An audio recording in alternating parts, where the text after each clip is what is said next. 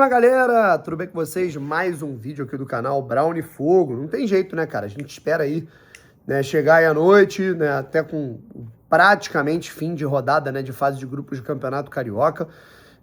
Vamos falar aqui um pouco, né, sobre as situações, vamos atualizar, né, alguns aspectos aí do Botafogo, valeu? Mas antes aqui, ó, porra, meu irmão, recebidos desse, eu não vou divulgar só nas minhas redes, não. Pô, vou divulgar aqui, mano. Caralho, meu irmão, Jack Daniels Old Number 7. Porra, meu irmão. É o Cospe Fogo, filho. Olha lá. E óbvio que eu já tô fazendo a boa nesse domingão aqui, ó, de bobeira em casa. Tá maluco, filho? Porra. Esse aqui, ó, o fuzil tá no óleo. Porra. Que recebidos, irmão. Muito obrigado, Jack Daniels. Papo reto. Ó, não vem falar que eu fiz o vídeo doidão não, que é o meu primeiro gole, tá? Vamos lá. Seguinte, rapaziada. Agora sem brincadeira. Ainda sobre a situação financeira do Botafogo, né? Transferban. Antes da gente falar aqui de Medina e tal, né? Botafogo e Vasco, Botafogo e Flamengo. Transferban foi quitado, beleza. Mas quando teremos uma explicação sobre o que está acontecendo, sabe? Nesse momento, né, cara, eu sempre acontece exatamente isso comigo. Sempre quando há um assunto, uma pauta, quando o assunto do momento no Botafogo eu tomo porrada do lado que defende muito o lado A e o que defende muito o lado B. Tá? É sempre assim, sempre foi. Desde que eu comecei esse canal, especificamente aqui no YouTube em 2019 e no Brownie Fogo no Instagram em 2017, tá? Sempre foi desse jeito. E você vê que tem embaixo, né, um do lado do outro, né? Você vai ver um cara falando, tá vendo, Brownie? Chupa, tem que respeitar o John Textor, você é um merda que fica falando mal dele, ele não deve satisfação pra ninguém. E aí embaixo tem, tu tá achando que o Transferban vai resolver as coisas? Tu deve estar feliz que tu tá passando pano pra ele. E aí são pessoas que não veem o vídeo, né? E a gente tem que entender que existem dois lados, né, nessa situação, com várias ramificações dentro desses lados, e tomar muito cuidado para que nós não caiamos em narrativas. Pode ser a narrativa A ou a narrativa B. É por isso que tem que ter explicação, esclarecimento, tudo tem que ser documentado, sabe? Beleza, entrou em Transferban, quitou. Por que entrou em Transferban? A gente não era para ter entrado em Transferban. Correto? Esse é o primeiro ponto. Vai entrar de novo, porque tem parcela do Montoro atrasada. E aí, se entrar de novo? Esse dinheiro é empréstimo, beleza? Eu não tenho a confirmação que é e nem que não é, beleza? Alguns veículos estão noticiando que é, alguns que não. Mas quem tem que esclarecer isso é o John Textor. O John Textor diz que não, né? Mas a grande questão é que, beleza, o agora é o Transferban sendo quitado. Mas o que teremos em outubro, novembro, né? Qual que é a situação que a gente vai ter? A gente vai estar com o Botafogo sustentável, pagando salários em dia, tudo certo, sem nenhum problema financeiro? É o que eu quero, né? Mas nós temos narrativas, né? A gente vai ter o lado do John Textor, que é o lado do tá tudo bem, né? Tivemos um problema com a Ares, conseguimos investidores novos, não tem essa questão de juros, porque são sócios, são amigos, são caras que vão investir no clube, esse dinheiro faz parte de uma empresa que também é dele, e você vai ter a narrativa que ela vem muito do associativo. Por que eu falo só o associativo e eu não falo Eagle e Ares? Porque Eagle e Ares aprovaram o movimento financeiro do Textor. Isso é informação, isso é apuração, né? Eagle e Ares, e quando eu falo apuração, não é apuração só com o lado do John Textor, né? Como teve um parceiro até que falou uma vez, pô, mas tu apurou questão do Transferban com o Atlanta United? Sim, só que as coisas demoraram. Isso tem o lado também da Ares, da Eagle. Se fosse uma coisa né, que, opa, peraí, isso daqui pode nos prejudicar, seria vetado. Foi aprovado pela Ares e pela Eagle essa questão, né? Ela foi aprovada. A narrativa, digamos assim, do associativo é de que é um empréstimo e de que o Botafogo está se endividando cada vez mais.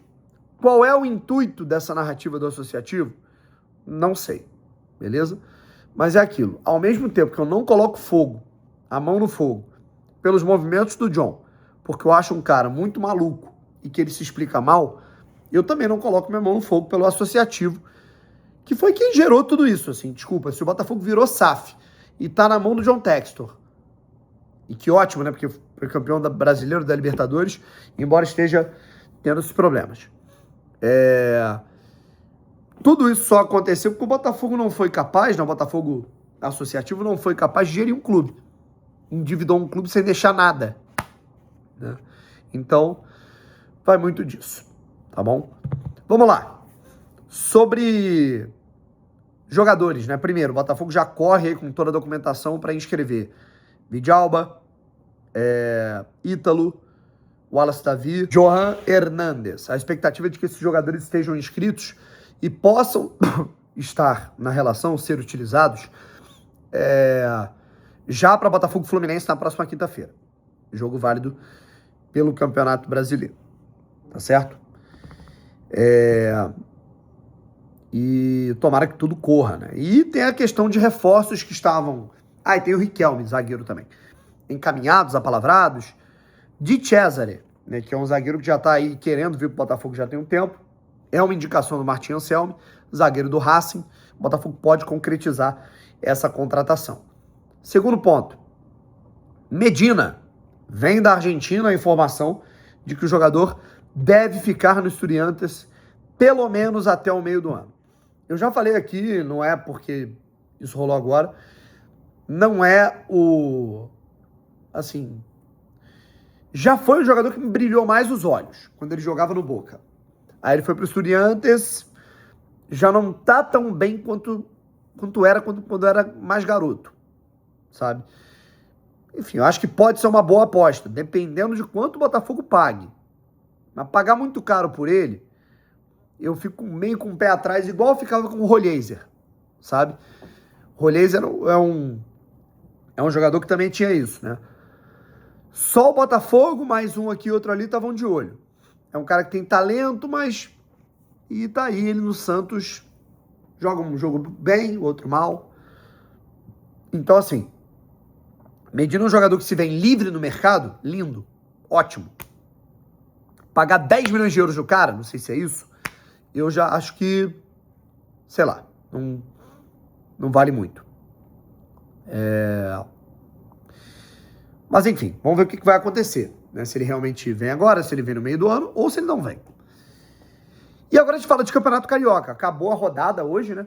A gente teve a Portuguesa vencendo o Nova Iguaçu. O Nova Iguaçu precisava vencer para tirar o Flamengo das quartas de final. Não aconteceu. Inclusive teve até um pênalti não marcado para o Nova Iguaçu. O Flamengo venceu por 7-1 o Sampaio Corrêa e está nas quartas de final. O Flamengo está em quarto lugar e o Botafogo, mesmo se perder para o Vasco nesse domingo, o Botafogo não pode ser ultrapassado, porque o Madureira empatou. O Madureira tinha que vencer, não venceu, o jogo foi Madureira e Volta Redonda, a partida foi 1-1. Então, já está confirmado. Quartas de final do Campeonato Carioca, Botafogo e Flamengo, beleza? E provavelmente o Botafogo vai ter que fazer uma logística aí de, né, poupar jogadores. Primeiro porque é o Carioca. Muita gente fica chateada quando eu falo isso, mas é a verdade. Segundo, as quartas de final do Campeonato Carioca vão acontecer em meio à pré-Libertadores.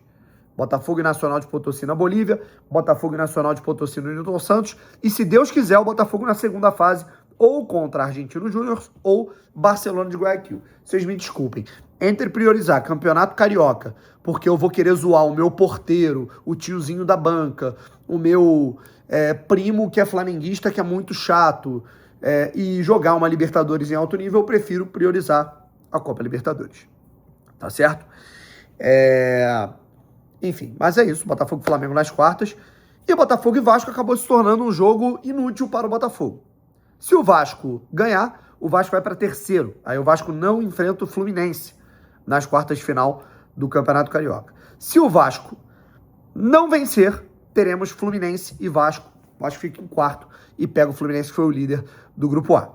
Tá certo? Como o Botafogo vai para esse jogo, o Botafogo vai com a molecada. Vamos lá, gente. Léo Link no gol. Eu já tinha falado que eu preferia isso mesmo, né? Mesmo que fosse um jogo com titulares. Bastos, Cauã Branco, o Justino. Cadu, Marquinhos, Bernardo Valim, Gabriel Dias e Caio Vale, Cauã Toledo e Kadir. Pois é, portanto, 9 jogadores da categoria sub-20, né? O Kadir e o Toledo, vamos dizer que já são a realidade no time de cima. Apenas Léo Link, né, que é o goleiro reserva, para mim, deveria ser o titular, embora eu também não confie. E o Bastos, né, que está voltando aí, depois de um período longo,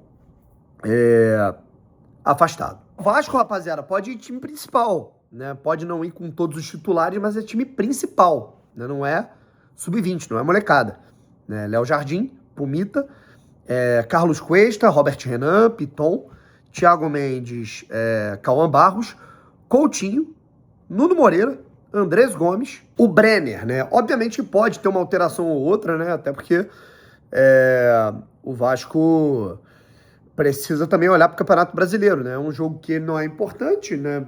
Sim, pro Vasco vale o fato de jogar, né, ou não contra o Fluminense nas quartas, mas já tá classificado. Mas o Diniz é maluco, né? Ele bota o time titular para jogar o tempo todo e dane-se a questão da carga muscular. E é isso, né? Vamos ver o que vai sair desse jogo. O Vasco, na próxima rodada do Campeonato Brasileiro, joga com o Bahia, galera, né, na próxima rodada.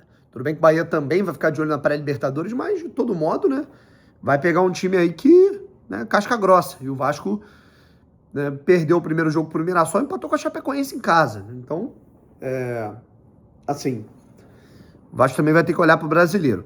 A arbitragem, acho que dane-se, né, no Campeonato Carioca. É um jogo inútil, o Botafogo, gente. É igual a questão da torcida, né? Porra, eu também acho bizarro, né? O Campeonato Carioca tem um regulamento de meio a meio nos clássicos, entretanto, porra, a gente vê que o Botafogo concordou de jogar mesmo com 10%, 5% na torcida, né? de torcida visitante.